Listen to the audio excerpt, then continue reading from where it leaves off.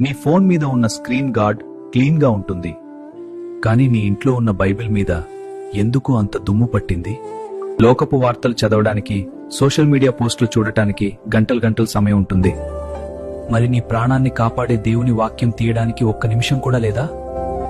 బాప్తిస్మం తీసుకున్న రోజు నీ వాక్యమే నా పాదములకు దీపం అన్నావు. మరిప్పుడు ఆ దీపం ఆరిపోయి చీకటిలో ఎందుకు తడబడుతున్నావు?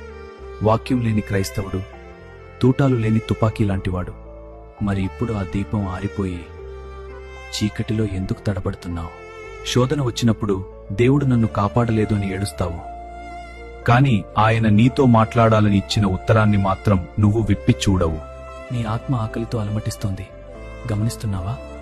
కీర్తనలు 119 ఏం చెబుతుందంటే, నీ వాక్యము నా పాదములకు దీపమును, నా త్రోవకు వెలుగునయ్యున్నది. వెలుగు లేని చోట నువ్వు నడవగలవా? వాక్యం లేని జీవితం ఎప్పుడైనా పక్కదారి పట్టవచ్చు. అది నిన్ను దేవుని నుండి దూరం చేస్తుంది.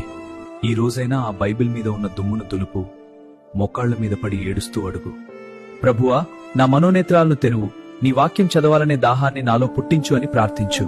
దేవుని గొంతు వినాలని ఆశపడు, ఆయనే నీతో మాట్లాడతారు. బైబిల్ తెరుద్దాం, దేవుని హృదయాన్ని తెలుసుకుందాం.